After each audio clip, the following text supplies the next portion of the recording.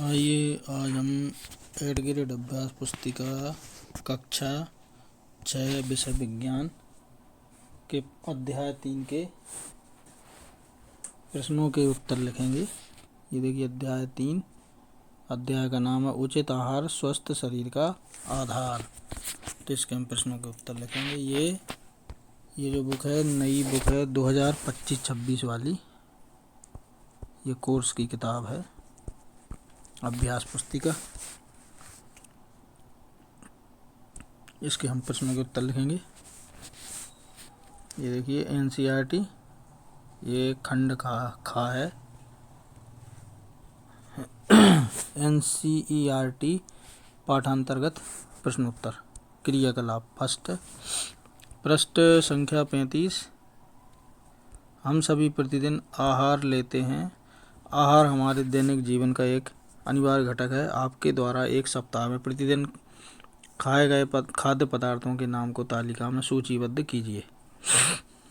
ये उत्तर है। सप्ताह में खाए गए खाद्य पदार्थ: दिन सोमवार मंगलवार। खाद्य पदार्थ ये पोहा जलेबी दूध चावल दाल रोटी छोले।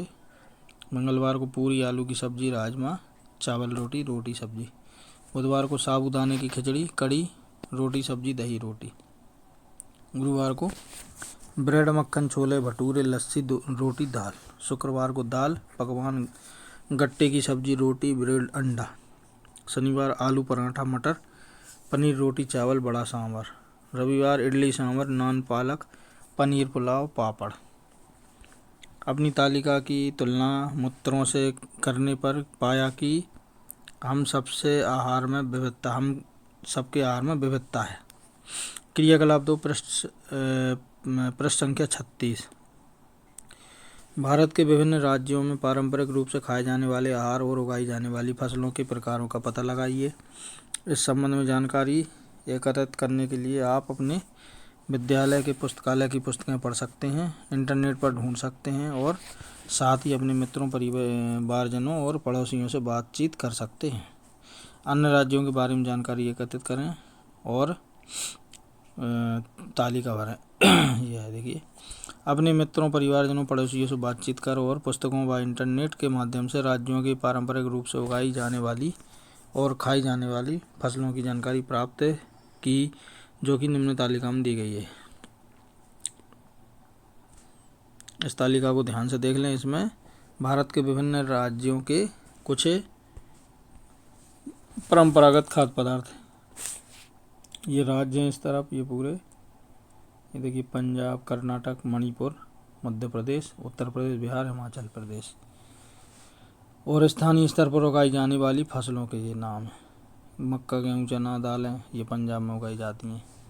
चावल रागी उड़द नारियल कर्नाटक में। चावल बांस सोयाबीन मणिपुर में। सोयाबीन गेहूँ चना उड़द सरसों ये मध्य प्रदेश में। चावल गेहूँ मक्का गन्ना जो उत्तर प्रदेश में। बिहार में चावल अरहर मूंग मक्का। और हिमाचल प्रदेश में गेहूँ जौ चौलाई मक्का। तो इस प्रकार से ये आप इस सारणी को कंप्लीट कर लें। अब आगे हम देखते हैं प्रश्न क्रियाकलाप 3 है। प्रश्न संख्या 38। अपने वयोवृद्ध जनों से उनके खान पान की आदतों और भोजन बनाने की पद्धतियों के बारे में जानकारी एकत्रित करने के लिए प्रश्नों की सूची तैयार कीजिए। नमूना हेतु कुछ प्रश्न निम्नलिखित हैं। किस प्रकार का खाना आप अभी भी खाते हैं और क्या नया खाने लगे हैं? पिछले कुछ वर्षों में खाना पकाने की पद्धतियाँ किस प्रकार परिवर्तित हो गई हैं? खान पान संबंधी ये बदलाव किस कारण हुए? तैयार किए गए प्रश्नों के आधार पर कुछ वयोवृद्ध जनों का साक्षात्कार लें। उत्तर: अंकिता, आप जब स्कूल में थीं तब आपको क्या पसंद था, क्या ले जाती थी टिफिन में? उत्तर है इसका वो दादी सब्जी रोटी अचार। अंकिता, आपको सबसे अच्छा क्या लगता है? अब दादी, अब मुझे डोसा सांभर पसंद आने लगा है, हमारे बचपन में घर पर नहीं बनता था। अंकिता, आपके घर में खाना कौन बनाता था? दादी, हमारे घर में माँ चाची ताई सब मिलकर खाना बनाते थे। अंकिता, खाना कैसे बनता था? दादी, हमारे घर खाना चूल्हे पर बनता था, तब गैस और ग्राइंडर नहीं थे। हम सिलबट्टे पर चटनी पीसते थे, चक्की में आटा पीसते थे। अंकिता, आपको अब क्या अंतर नजर आता है? दादी, अब खाना आराम से काफ़ी कम समय में बन जाता है। क्रियाकलाप 4, प्रश्न संख्या 43। विभिन्न खाद्य घटकों के स्रोतों और कार्यों का पता लगाने के लिए पाठ्य पुस्तक के चित्र 3.5 में दिए गए चार्ट का अध्ययन करें। विटामिन एवं खनिज के और अन्य स्रोतों का पता लगाइए। साथ ही इन खाद्य घटकों की कमी से होने वाले रोगों के लक्षणों को भी समझें। अपने पड़ोस में जाइए और लोगों से बातचीत कीजिए तथा पता लगाइए कि क्या किसी व्यक्ति में चित्र में सूचीबद्ध लक्षण दिखाई देते हैं। शिक्षक के मार्गदर्शन में विद्यार्थियों द्वारा इस प्रकार की एक जांच परियोजना की जा सकती है। इन लक्षणों को उनके आहार के साथ सहसंबंधित कीजिए और पोषण की कमी के कारण होने वाले रोग या विकार की पहचान कीजिए। देखे गए लक्षणों के संभावित कारण और सुधार के लिए आहार में आवश्यक परिवर्तन के बारे में सुझाव दीजिए। उन्हें चिकित्सक से परामर्श लेने के लिए कहिए। तो ये इसका जो उत्तर है, छात्रों को स्वयं करना है। अगली ये गतिविधि पाठ्य पुस्तक प्रश्न संख्या 47। प्रश्न, वे कौन से खाद्य पदार्थ होते हैं जो हमारे शरीर को जल प्रदान करते हैं? उनमें से कुछ की एक सूची बनाइए। उत्तर है, हमारे शरीर को खीरा, टमाटर, तोरी, ब्रोकोली, बैंगन, पालक, मशरूम, तरबूज, संतरा, सेब, आलूचे आदि फल सब्जियां जल प्रदान करते हैं। क्रियाकलाप 5, प्रश्न संख्या 47। कुछ मात्रा में खाद्य पदार्थ जैसे आलू का एक टुकड़ा, खीरा, रोटी या ब्रेड, उबले चावल, उबले चने, कटी हुई मूंगफली, तेल, मक्खन और कूटा हुआ नारियल का बुरादा लें। आप परीक्षण के लिए अन्य खाद्य पदार्थ भी ले सकते हैं। प्रत्येक पदार्थ के छोटे से टुकड़े अलग अलग प्लेट में रखें। ड्रॉपर की सहायता से किसी एक खाद्य पदार्थ पर तनु आयोडीन विलयन की 2-3 बूंदें डालें। देखें कि क्या खाद्य पदार्थ के रंग में कोई परिवर्तन हुआ है, क्या यह नीला काला हो गया है। अपने अवलोकन को तालिका में अंकित करें। उत्तर है, नीला काला रंग मंड की उपस्थिति को दर्शाता है। प्रश्न 15 की तालिका देखें। क्रियाकलाप 6, प्रश्न संख्या 48। क्रियाकलाप 5 में मंड की उपस्थिति का पता लगाने के लिए आपने जिन खाद्य पदार्थों का परीक्षण किया था उन्हीं की छोटी सी मात्रा लें। प्रत्येक खाद्य पदार्थ के एक छोटे भाग को कागज के अलग अलग टुकड़ों पर रखें। खाद्य पदार्थ पर कागज को लपेटें और उसे दबाएं। ध्यान रखें कि कागज फटे नहीं। यदि खाद्य पदार्थ में कुछ पानी है तो कागज को सूखने दें। क्या कागज पर किसी प्रकार का तेलीय धब्बा बन जाता है? आपके अनुसार इस तेलीय धब्बे के आने का कारण क्या है? यदि खाद्य पदार्थ में तेल या मक्खन उपस्थित है तो यह कागज एक तेलीय धब्बा छोड़ देगा। अब कागज को प्रकाश के सामने लाइए। क्या आपको इस धब्बे से होकर आने वाला प्रकाश धुंधला दिखाई देता है? कागज पर तेलीय धब्बा खाद्य पदार्थ में वसा की उपस्थिति को दर्शाता है। इनमें से किन पदार्थों में वसा होती है? अपने अवलोकनों को तालिका में अंकित करें। उत्तर नीचे की तालिका देखें। क्रियाकलाप 7, प्रश्न संख्या 49। इस क्रियाकलाप को शिक्षक द्वारा प्रदर्शित किया जा सकता है। पिछले क्रियाकलापों में परीक्षण किए गए खाद्य पदार्थों को लें। यदि खाद्य पदार्थ ठोस हैं तो खरल और मूसल का उपयोग करके उसका पेस्ट या चूर्ण बना लें। प्रत्येक खाद्य पदार्थ का लगभग आधा चम्मच एक अलग साफ प्रगनाली में डालें। प्रत्येक प्रगनाली में 2-3 चम्मच पानी डालें और अच्छी तरह हिलाएं। ड्रॉपर का उपयोग करके प्रत्येक प्रगनाली में कॉपर सल्फेट विलयन की 2 बूंद डालें। अब एक और ड्रॉपर लें और प्रत्येक प्रगनाली में कास्टिक सोडा विलयन की 10 बूंद डालें। प्रगनाली को अच्छी तरह हिलाएं और उसके बाद उन्हें कुछ मिनट तक ऐसे ही रखे रहने दें। उत्तर, जिन प्रगनालियों के पदार्थ बैंगनी रंग के हो गए हैं वे प्रोटीन की उपस्थिति को दर्शाते हैं। नीचे की तालिका देखें। ये देखिए तालिका ये है।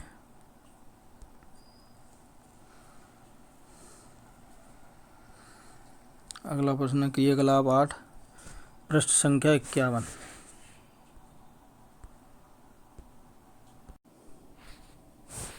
आपने क्रियाकलाप 1 में एक सप्ताह में आपके द्वारा उपभोग किए गए खाद्य पदार्थों की एक तालिका तैयार की है। यह जांचें कि आपके आहार में वृद्धि और विकास के लिए अनिवार्य सभी पोषक तत्व आवश्यक घटक सम्मिलित हैं या नहीं। यदि नहीं तो जांचें कि कौन से पोषक तत्वों अथवा अन्य घटकों को इसमें सम्मिलित करने की आवश्यकता है। उत्तर है, इसको छात्रों को स्वयं करना है और जांचें। अगला है क्रियाकलाप 9, प्रश्न संख्या 51। नीचे दिखाए गए आलू के चिप्स और भुने हुए चने के पैकेट पर जो पोषण संबंधी जानकारी लिखे उसे पढ़ें। ये देखिए, ये 2 चित्र हैं, आलू के चिप्स और भुने हुए चने। पोषण संबंधी जानकारी पोषण संबंधी जानकारी दोनों की। प्रति 100 ग्राम का पैकेट है दोनों। ऊर्जा है इसमें आलू के चिप्स में है 536 किलो कैलोरी और भुने हुए चने में है 355 किलो कैलोरी। वसा है 35 ग्राम, इसमें भुने हुए चने में 6.25 ग्राम। कार्बोहाइड्रेट है 53 ग्राम, कार्बोहाइड्रेट 58 ग्राम भुने हुए चने में। आलू के चिप्स में 7 ग्राम है प्रोटीन और भुने हुए चने में है 18.64 ग्राम प्रोटीन। और आलू के चिप्स में 4.8 ग्राम आहारीय रेशे और भुने हुए चने में 16.8 ग्राम आहारीय रेशे। प्रश्न, आहार के पैकेट पर पोषण संबंधी जानकारी के आधार पर आप इनमें से कौन सा आहार चुनेंगे और क्यों? उत्तर है इनमें से हम भुने हुए चने का पैकेट चुनेंगे, क्योंकि इसमें वसा की मात्रा दूसरे पैकेट से कम है। ज़्यादा वसा हमारे स्वास्थ्य के लिए हानिकारक है और इस पैकेट में कार्बोहाइड्रेट, प्रोटीन और आहारीय रेशे उचित मात्रा में है। प्रश्न अगला है, आपने जिन 2 खाद्य पदार्थों का चयन किया है उनमें से किसको जंक फूड के रूप में नामांकित किया जा सकता है? उत्तर है पैकेट का आलू के चिप्स को जंक फूड के रूप में नामांकित किया जा सकता है। पाठ्य पुस्तक पृष्ठ संख्या 54। प्रश्न है, स्थानीय भोजन खाने से किस प्रकार खाद्य मील को कम किया जा सकता है? उत्तर है, अगर हम स्थानीय भोजन खाएंगे तो परिवहन के दौरान लागत और प्रदूषण कम हो जाएगा और भोजन का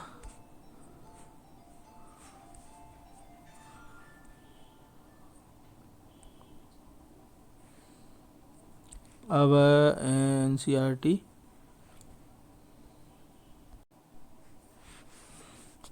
पाठ्य पुस्तक अभ्यास आइए और अधिक सीखें। निम्नलिखित में से असंगत और चुनें और कारण बताएं। तो इसमें है चना का वाला जो है वो चना है। कारण ज्वार, बाजरा, रागी मोटे अनाज है जबकि चना दाल है। चावल, कारण राजमा, मूंग, सोयाबीन दालें हैं जबकि चावल अनाज है। प्रश्न क्रमांक 2, भारत में पारंपरिक और आधुनिक पाक पद्धतियों की तुलना करते हुए चर्चा करें। पारंपरिक पाक पद्धतियाँ। पारंपरिक पाक पद्धति में भोजन चूल्हे पर पकाया जाता था। पीसने का काम चक्की और सिलबट्टे पर किया जाता था। इस पद्धति में समय और मेहनत बहुत लगती थी। आधुनिक पाक पद्धति में भोजन गैस के चूल्हे पर पकाया जाता है। पीसने का काम इलेक्ट्रिक ग्राइंडर द्वारा किया जाता है। इस पद्धति में समय और मेहनत कम लगती है। तीसरा प्रश्न है, शिक्षक का कहना है कि अच्छा आहार औषधि के रूप में कार्य कर सकता है। रवि इस कथन को लेकर उत्सुक है और वह अपने शिक्षक से कुछ प्रश्न पूछता है। कम से कम ऐसे 2 प्रश्न सूचीबद्ध करें जो वह पूछ सकता है। रवि इन 2 प्रश्नों को पूछ सकता है। नंबर 1, हम कौन सा आहार खाएं कि हमेशा ऊर्जावान रहें? दूसरा, अच्छा आहार खाने से हम बीमारियों से कैसे बच सकते हैं? प्रश्न क्रमांक 4 है, सभी स्वादिष्ट खाद्य पदार्थ आवश्यक रूप से स्वास्थ्यप्रद नहीं होते और सभी पौष्टिक खाद्य पदार्थ सदैव आनंददायक नहीं होते। कुछ उदाहरणों के साथ अपने विचार साझा करें।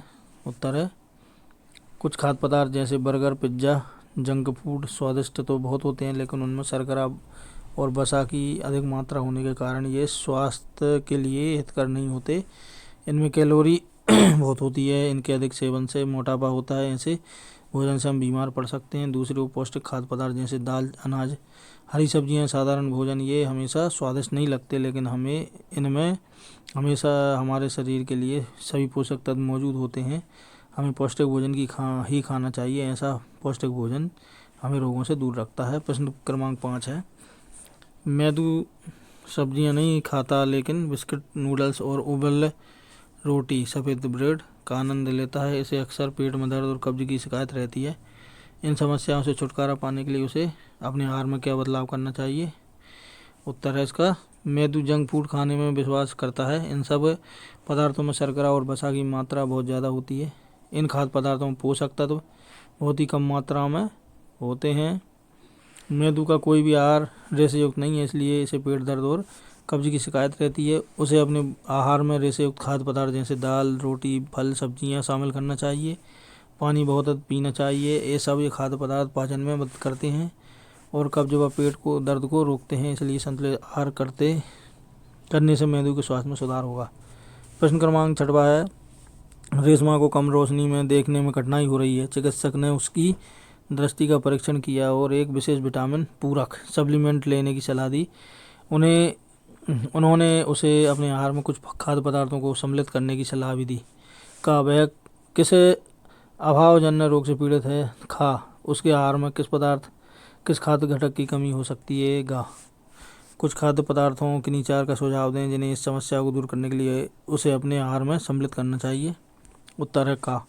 रेशमा रतौंधी से पीड़ित है? खा उसके आहार में संभवतः विटामिन ए की कमी हो सकती है। गवाले का उत्तर है उसे अपने आहार में विटामिन ए युक्त पदार्थों जैसे पालक, गाजर, दूध व पपीता को सम्मिलित करना चाहिए। प्रश्न क्रमांक 7वां है आपको निम्नलिखित पदार्थ उपलब्ध कराए जाते हैं जैसे ये का। डिब्बेबंद फलों का रस। खा ताजे पानी, ताजे फलों का रस। गा ताजे फल। पोषण की दृष्टि से आप किसे लेना पसंद करेंगे और क्यों? उत्तर है पोषण की दृष्टि से हम ताजे फल लेना पसंद करेंगे क्योंकि ताजे फल पोषक तत्वों व फाइबर से भरपूर होते हैं। डिब्बाबंद फलों के रस में चीनी और संरक्षक अधिक मात्रा में मिलाए जाते हैं जिससे वे जल्दी खराब ना हो और फलों के रस में फाइबर नहीं होते। प्रश्न क्रमांक 8 है गौरव के पैर की हड्डी टूट गई। उसके चिकित्सक ने हड्डियों को सीधा संरेखित किया और प्लास्टर लगा दिया। चिकित्सक ने उसे कैल्शियम की गोली भी दी। जब वह दूसरी बार दिखाने गया तब चिकित्सक ने उसे कैल्शियम की गोली के साथ विटामिन डी युक्त सिरप भी पीने के लिए दिया। पाठ्य पुस्तक के चित्र 3/5 का संदर्भ लें और निम्नलिखित प्रश्नों के उत्तर दें। का है चिकित्सक ने गौरव को कैल्शियम गोली क्यों दी? था दूसरी बार देखने पर चिकित्सक ने उसे कैल्शियम गोली के साथ विटामिन डी सिरप भी क्यों दिया? गा चिकित्सक द्वारा दी जाने वाली दवाओं के चयन के बारे में आपके मन में क्या सवाल उठता है? उत्तर है का, यानी का नंबर के प्रश्न का उत्तर है चिकित्सक ने गौरव को कैल्शियम की गोली दी क्योंकि कैल्शियम हड्डियों को स्वस्थ रखने के लिए महत्वपूर्ण खनिज है। खा दूसरी बार कैल्शियम के साथ विटामिन डी सिरप इसलिए दिया क्योंकि विटामिन डी शरीर में कैल्शियम के अवशोषण में सहायक होता है जो हड्डियों को मजबूती के लिए आवश्यक है। गा वाले का उत्तर है हमारे मन में यह सवाल उठा कि अगर विटामिन डी हमारी हड्डियों के लिए ज़रूरी है तो चिकित्सक ने पहले ही कैल्शियम की गोली के साथ विटामिन डी सिरप क्यों नहीं दिया? प्रश्न क्रमांक 9 चीनी कार्बोहाइड्रेट का एक उदाहरण है। चीनी का परीक्षण जब आयोडीन विलयन से किया जाता है लेकिन इसका रंग नीला काला नहीं होता है, इसका संभावित कारण क्या हो सकता है? उत्तर है आयोडीन परीक्षण का उपयोग स्टार्च का पता लगाने के लिए किया जाता है जिससे वह नीला काला हो जाता है। चीनी में स्टार्च नहीं होता है, यही कारण है कि चीनी का परीक्षण आयोडीन विलयन से करने पर वह नीला काला नहीं होता। उत्तर है प्रश्न क्रमांक 10 है आप रमन के इस कथन के बारे में क्या सोचते हैं? सभी मंड स्टार्च कार्बोहाइड्रेट हैं लेकिन सभी कार्बोहाइड्रेट मंड नहीं हैं। अपने उत्तर की जांच करने के लिए किसी क्रियाकलाप की योजना का वर्णन करें। उत्तर रमन का यह कथन सभी स्टार्च कार्बोहाइड्रेट हैं लेकिन सभी कार्बोहाइड्रेट स्टार्च नहीं सत्य है। इस उत्तर की जांच के लिए हम चीनी और आलू पर आयोडीन परीक्षण करेंगे जो कि कार्बोहाइड्रेट के स्रोत हैं। आलू पर आयोडीन विलयन की बूंदें डालने पर वह नीला काला हो जाएगा क्योंकि उसमें स्टार्च है, जबकि चीनी पर यही विलयन डालने पर उसके रंग में कोई परिवर्तन नहीं आएगा क्योंकि उसमें स्टार्च नहीं है। प्रश्न क्रमांक 11 है प्रयोगशाला में आयोडीन का प्रयोग करते समय आयोडीन की कुछ बूंदें मिष्टी के मोजे पर तथा उसकी शिक्षिका की साड़ी पर गिरी। साड़ी पर आयोडीन की बूंदें नीली काली हो गई जबकि मोजे पर आयोडीन का रंग नहीं बदला, इसका संभावित कारण क्या हो सकता है? उत्तर है साड़ी पर आयोडीन की बूंदें नीली काली हो गई हो सकता है साड़ी सूती या रेशमी कपड़े की हो और शिक्षिका ने उस पर स्टार्च लगाया हो। मिष्टी के मोजे पर आयोडीन का रंग नहीं बदला, इसका संभावित कारण यह हो सकता है कि उसके मोजे सिंथेटिक फाइबर से बने हों। प्रश्न क्रमांक 12 कदन्न को एक स्वास्थ्यप्रद आहार क्यों माना जाता है? क्या केवल कदन्न खाने से शरीर की पोषण संबंधी सभी आवश्यकताएं पूरी हो सकती हैं? चर्चा करें। उत्तर है कदन्न विटामिन, आयरन और कैल्शियम जैसे खनिजों और आहारीय रेशों के अच्छे स्रोत हैं, इसलिए इसे स्वास्थ्यप्रद आहार माना जाता है। यह हमारे संतुलित आहार में योगदान देता है। केवल कदन्न खाने से शरीर के पोषण संबंधी सभी आवश्यकताएं पूरी नहीं हो सकती। संपूर्ण पोषण के लिए फल, सब्जियां, दूध, दही को भी भोजन में शामिल करना आवश्यक है। प्रश्न क्रमांक 13 है आपको विलयन का एक नमूना दिया गया है, आप इसके आयोडीन विलयन होने की संभावना की जांच किस प्रकार करेंगे? उत्तर है आयोडीन विलयन की संभावना की जांच के लिए इस विलयन की 2-3 बूंदें आलू, ब्रेड जैसे स्टार्च युक्त भोजन पर डाल सकते हैं। अगर यह विलयन आयोडीन युक्त है तो आलू ब्रेड नीला काला हो जाएगा और भी सीखें। प्रश्न क्रमांक 1, मशरूम के बारे में आप क्या जानते हैं? उत्तर, मशरूम ठंडे नमी वाले स्थानों पर उगते हैं। यह प्रोटीन का अच्छा स्रोत है। इसमें फाइबर, विटामिन और खनिज प्रचुर मात्रा में होते हैं। प्रश्न क्रमांक 2, खाद्य पदार्थों खरीदने से पहले हमें उसके पैकेट पर लिखी किन बातों को पढ़ना चाहिए? उत्तर, 1, उस पर लिखी पोषण संबंधी जानकारी। 2, उस पर लिखी उपयुक्त थी। 3, पैकेट पर FSSAI के चिन्ह और उसका लाइसेंस नंबर। अन्य परीक्षों भी प्रश्न हैं, बहुविकल्पी प्रश्न। नंबर 1, मिलेट को पोषक अनाज कहा जाता है क्योंकि यह विटामिन, खनिज, रुक्षांश से भरपूर है। तो पहले पर टिक कर लें, पहला सही है। हमारे आहार में ऊर्जा का स्रोत क्या है? दूसरा, कार्बोहाइड्रेट। विटामिन सी कमी से कौन सा रोग होता है? तो तीसरा इसका स्कर्वी। रुक्षांश को और किस नाम से जाना जाता है? चौथा इसका आहारीय रेशा। कौन सा पोषक तत्व हड्डियों और दांतों को स्वस्थ रखने में मदद करता है? इसका उत्तर है 2, कैल्शियम। रिक्त स्थानों की पूर्ति करना है। पहला है प्रोटीन शरीर निर्माण में सहायक होता है। प्रोटीन लिख लें पहले हम। दूसरा है नींबू आंवला विटामिन सी से भरपूर है। दूसरे में नींबू आंवला लिख लें। तीसरा है स्वस्थ दृष्टि के लिए विटामिन ए महत्वपूर्ण है, विटामिन ए लिख लें। चौथा है विटामिन और खनिजों की को सुरक्षात्मक पोषक तत्व कहा जाता है। तो चौथे में 2 रिक्त स्थान है, पहले में विटामिन, दूसरे में खनिजों लिख लें। पांचवा है आयरन की कमी से एनीमिया हो जाता है, एनीमिया लिख लें। अब अन्य प्रश्न है। प्रश्न क्रमांक 1, पोषक तत्व क्या होते हैं? हमारे आहार के पोषक तत्वों के नाम लिख दिए। उत्तर है जो खाद्य घटक ऊर्जा प्रदान करते हैं, शारीरिक वृद्धि में सहायता तथा रोगों से सुरक्षा करते हैं और शारीरिक क्रियाओं को सुचारू बनाते हैं, उन्हें पोषक तत्व कहते हैं। हमारे आहार के प्रमुख पोषक तत्व हैं कार्बोहाइड्रेट, प्रोटीन, वसा, विटामिन और खनिज लवण। प्रश्न क्रमांक दूसरा है ऊर्जा प्रदायी भोजन से क्या तात्पर्य है? 2 उदाहरण दीजिए। उत्तर है कार्बोहाइड्रेट और वसा हमें विभिन्न गतिविधियां करने के लिए ऊर्जा प्रदान करते हैं, उन्हें ऊर्जा प्रदायी भोजन कहते हैं, जैसे गेहूं, चावल। प्रश्न तीसरा है प्रोटीन का क्या कार्य है? उत्तर है प्रोटीन हमारे आहार का एक महत्वपूर्ण भाग है। यह हमारे शरीर की वृद्धि और मरम्मत में सहायता करते हैं। इन्हें शरीर वर्धक भोजन कहा जाता है। प्रोटीन के स्रोत दाल, दूध, पनीर, अंडा, मेवे आदि हैं। प्रश्न क्रमांक 4, वसा क्या है? वसा के स्रोत लिखिए। उत्तर, वसा शरीर को ऊर्जा देने का काम करती है। वसा के मुख्य स्रोत हैं मक्खन, घी, मूंगफली, दही, अखरोट और बादाम। प्रश्न क्रमांक 5 है विटामिन क्या है होते हैं? विटामिन के विभिन्न प्रकारों के बारे में बताइए। उत्तर है विटामिन सुरक्षात्मक पोषक तत्व होते हैं। ये हमारे शरीर को रोगों से बचाते हैं और हमें स्वस्थ रखते हैं। विटामिन 4 प्रकार के होते हैं, vitamin A, vitamin B, vitamin C और विटामिन डी। प्रश्न 6, अभावजन्य रोग क्या होते हैं? उत्तर है आहार में विटामिन या खनिज की कमी से होने वाले रोगों को अभावजन्य रोग कहा जाता है, जैसे विटामिन ए की कमी से रतौंधी, आयरन की कमी से एनीमिया। प्रश्न 7वां, प्रत्येक के 2 उदाहरण दीजिए। नंबर 1 विटामिन ए के स्रोत, नंबर 2 विटामिन B1 के स्रोत, नंबर 3 विटामिन सी के स्रोत, नंबर 4 विटामिन डी के स्रोत, नंबर 5 कैल्शियम के स्रोत, नंबर 6 आयरन के स्रोत। उत्तर है पहले के जो विटामिन ए के स्रोत हैं पालक, गाजर। विटामिन बी के जो स्रोत हैं दूसरे नंबर पर दूध, मेवे। तीसरे का उत्तर है आंवला, संतरा। चौथे का उत्तर है अंडा, सूर्य का प्रकाश। 5वें का है पनीर, दूध। 6ठे का है अनार, चुकंदर। अगला प्रश्न है 8वां, जल हमारे भोजन का अनिवार्य अंश है, क्यों? उत्तर है जल हमारे लिए अनिवार्य है। यह भोजन से पोषक तत्वों को अवशोषित करने में सहायता करता है। यह पसीने और मूत्र के माध्यम से शरीर से अपशिष्ट पदार्थों को बाहर निकालता है। हमें स्वस्थ रहने के लिए कम से कम 8 से 10 गिलास पानी पीना चाहिए। प्रश्न क्रमांक 9, संतुलित आहार किसे कहते हैं? उत्तर है ऐसा आहार जिसमें शरीर की समुचित वृद्धि और विकास के लिए सभी पोषक तत्व, रुक्षांश और जल सभी सही मात्रा में हो, उसे संतुलित आहार कहते हैं। प्रश्न 10, संक्षिप्त में उत्तर दीजिए। विटामिन B1 की कमी से होने वाला रोग। दूसरा है आयोडीन रोग की कमी से होने वाला रोग। तीसरा रिकेट्स रोग क्या है? चौथा है विटामिन सी कमी से होने वाला रोग। 5वां रतौंधी रोग क्या है? 6वां है कैल्शियम का क्या कार्य है? 7वां है पोषक तत्व जो ऊर्जा प्रदान करता है। 8वां है पोषक तत्व जो हमारे शरीर की वृद्धि करता है। पहले का आंसर है बेरी। दूसरे का है घेंगा, गायटर। तीसरे का है अस्थियों का कमजोर होकर मुड़ जाना। चौथे का स्कर्वी। 5वें का अंधेरे रात में कम दिखाई देना। 6वें का है कैल्शियम अस्थियों और दांतों को स्वस्थ रखता है। 7वें का कार्बोहाइड्रेट। 8वें का प्रोटीन। 9वें का 8 ही है। प्रश्न 11, कारण बताएं।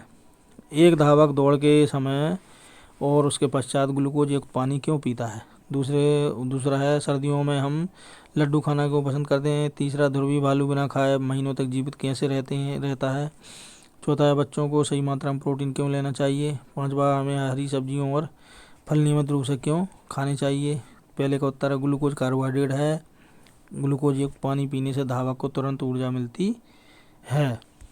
पर है दूसरे का उत्तर।